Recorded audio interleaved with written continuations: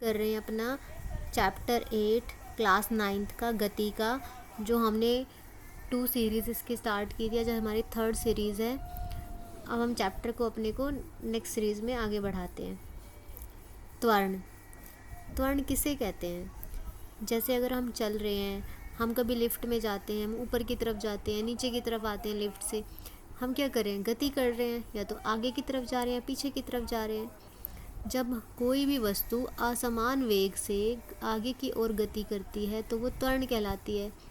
जैसे कभी हम तेज चल सकते हैं आगे की तरफ, कभी हम धीरे चल सकते हैं। तो क्या कर रहे हैं हम? असमान गति से चल रहे हैं आगे की ओर, तो ये क्या कहलाएगी? त्वरण कहलाएगी। जब भी कोई एक समान गति होगी हर एक उसमें, तो उसका जो त्वरण होगा वो हमेशा क्या होगा? 0 होगा, क्योंकि उसका आरंभिक वेग और अंतिम वेग दोनों क्या होंगे? एक समान होंगे। जैसे अभी हम समझेंगे आरंभिक वेग और अंतिम वेग किसको बोलते हैं। त्वरण का सूत्र है A बराबर V माइनस यू बटे टी। अब देखो, जो A है, A क्या होता है? त्वरण होता है। V क्या होता है? अंतिम वेग होता है। U होता है आरंभिक वेग। जब हम चल रहे हैं, अगर हम खड़े हुए हैं, अगर हमारी कार खड़ी हुई है, तो वो अभी हम क्या करें? उसको स्टार्ट कर रहे हैं, हम क्या करें? उसको आरंभ कर रहे हैं। तो वो कौन सा वेग होगा? हमारा आरंभिक वेग होगा। जब वो कार आगे की तरफ गति करेगी, धीरे धीरे चलेगी, तो वो कौन सा वेग होगा उसका? वो होगा अंतिम वेग, जहाँ पे वो जाएगी। और टी होता है समय। तो ये इसका सूत्र है। एसआई मात्रक मीटर प्रति सेकंड वर्ग होता है। जैसे हम एसआई मात्रक लिखते हैं, दूरी का लिखते हैं मीटर या किलोमीटर या सेंटीमीटर, इसी तरह हम त्वरण का लिखेंगे मीटर प्रति सेकंड का वर्ग। उसके बाद है, तो ए से हम त्वरण डिनोट करते हैं, यू से हम आरंभिक वेग, वी से हम अंतिम वेग। तो अभी क्या था, जो वस्तु है कोई भी असमान वेग से अगर हम दौड़ रहे हैं, तो हमारी जो हर समय ज़रूरी नहीं है कि हमारी स्पीड उतनी ही हो। तो ये क्या रहेगी? असमान वेग होता है, जिससे हम आगे की तरफ जाते हैं, गति करते हैं। ये त्वरण कहलाता है। त्वरण जो है आगे की तरफ करते हैं, हम गति करते हैं, तो वो त्वरण क्या कहलाता है? वो हमारा कहलाता है धनात्मक, यानी कि प्लस। हम बढ़ रहे हैं तो हमारी दूरी बढ़ रही है, तो क्या कहलाएगी? वो प्लस। लेकिन जब हम पीछे की तरफ गति करते हैं, उस वैल्यू से हम कम आने की कोशिश करते हैं, जो अगर हमने गति की थी, शुरू में हम भाग रहे थे 30 मीटर के अकॉर्डिंग, उसके बाद हमने क्या किया? हमने अपनी गति को कम कर दिया, हमने 20 मीटर प्रति घंटे के अकॉर्डिंग भागना शुरू कर दिया। तो क्या हुआ? धीरे धीरे हमारी गति क्या हो गई? कम हो गई। तो इसको बोला जाएगा ऋणात्मक त्वरण। जब ए का मान माइनस में होगा तो उसको हम ऋणात्मक बोलते हैं। जब ए का मान ज़्यादा होगा तो उसको हम धनात्मक बोलते हैं। नेक्स्ट है मंदन गति। जब कोई किसी वस्तु का वेग, जैसे अभी बताया, घट रहा हो, तो उसे हम मंदन गति कहते हैं। तो उसको हम मंदन गति कहेंगे। 2 बार लाइन रिपीट हो गई। इसमें जो आरंभिक वेग है वो ज़्यादा होगा, किससे? अंतिम वेग से। जैसे हम चले, ठीक है, हम घर से चले कार लेकर, 0 पर थी हमारी स्पीड, बिल्कुल 0 पे खड़ी हुई थी। फिर हमने उसको स्पीड को बढ़ाना शुरू किया। जब हमने स्पीड को बढ़ाया, अगर वो 10 पर गई, फिर 15 पर गई, फिर 20 पर गई, तो क्या हुआ? बढ़ने लगा। लेकिन जैसे ही क्या हुई, आगे रेड लाइट हो गई, तो हमने कार को क्या कर दिया? रोक दिया। तब हमारी क्या हो गई? 0 पे आ गई रुकने के बाद। तो हमारा जो आरंभिक वेग होगा, वो जिस रोकने से पहले, लाइट आने से पहले जो वैल्यू थी, वो हमारी आरंभिक बन जाएगी। और जब हमने चलने के बाद में जब ब्रेक लगा देते हैं, तो हमारी जो अंतिम वेग है वो क्या हो जाता है? 0।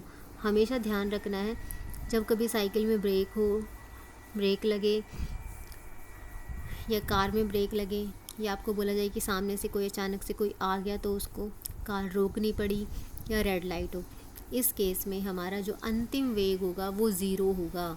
तो हमारी गति क्या हो जाएगी? मंदन हो जाएगी।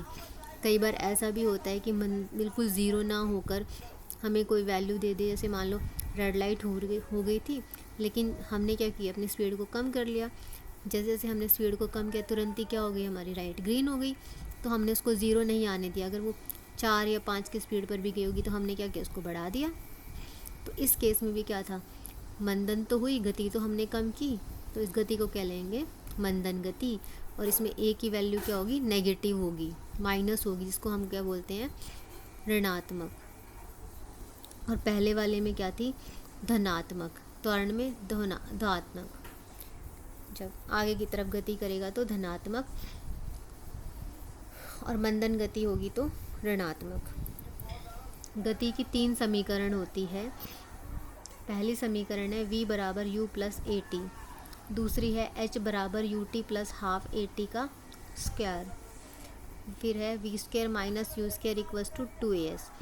जो ये तीनों समीकरण है, इसके ऊपर हम नेक्स्ट क्लास में अपने न्यूमेरिकल क्वेश्चंस करेंगे, क्योंकि ये वाली जो समीकरण है इनमें से आपसे पूछा जाता है कि गति की दूसरी समीकरण लिखो, तीसरी समीकरण लिखो, तो हमें ये सारी समीकरण जो है याद होनी चाहिए।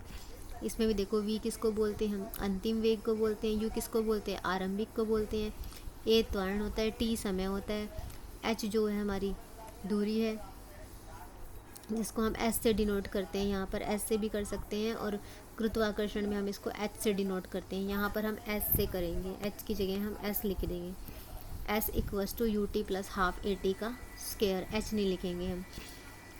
थर्ड में है V square minus U square equals to 2as। तो इसमें भी क्या होगा, v जो है हमारा अंतिम है, u हमारा प्रारंभिक है, और s हमारा क्या है, दूरी है, और a हमारी क्या है, त्वरण है। जो सेकंड इक्वेशन है, इसमें हम h की जगह लिखेंगे s। गुरुत्व आकर्षण वाले चैप्टर में हम h लिखेंगे, यहाँ पर हम s ही रखेंगे, ये ठीक कर लेना।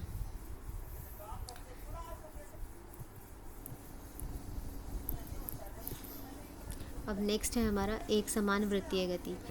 एक समान का मतलब क्या होता है, जहाँ पर समान एक जैसी स्पीड हो। ऐसा नहीं होगी जैसे 1 घंटे पहले 2 बजे थे तब उसकी स्पीड कुछ और थी, 3 बजे थे तब कुछ और थी। हमारी स्पीड ऐसे हो सकती है कि ज़रूरी नहीं हमारी चलने की स्पीड जो है हमेशा एक जैसी हो। तो इसमें जो हम गति करेंगे ये कौन सी होगी, एक वृत्तीय पथ में होगी, यानी कि गोलाकार में होगी, गोले के अंदर होगी, और लेकिन समान होगी। ऐसी गति को वृत्तीय गति कहते हैं। जैसे पृथ्वी का घूमना, पृथ्वी जो है 2 बजे भी उतनी स्पीड से घूम रही थी, 3 बजे भी, 4 बजे भी, 5 बजे भी, आज के दिन भी उतनी स्पीड से घूमेगी, अगले दिन भी उतनी स्पीड से घूमेगी। ऐसा तो होगा नहीं कि एक दिन तो पृथ्वी बिल्कुल धीरे धीरे घूम रही है, दूसरे दिन से अपनी स्पीड को बढ़ा दिया और उसने पूरा चक्कर ही कंप्लीट कर लिया। नहीं, क्योंकि पृथ्वी अपना चक्कर जो है 365 दिनों के बाद में पूरा करती है। तो इसको जो जितने भी ग्रह वगैरह ये सारे क्या होंगे, एक समान गति से घूमते रहते हैं। तो अगर हमें कभी वृत्तीय गति निकालनी हो तो हम क्या करेंगे, v बराबर में 2πr बटे में t, यानी कि समय। पाई का मान क्या होता है 3.14, या हम 22/7 भी लिख सकते हैं, जो हम मैथमेटिक्स में करते हैं।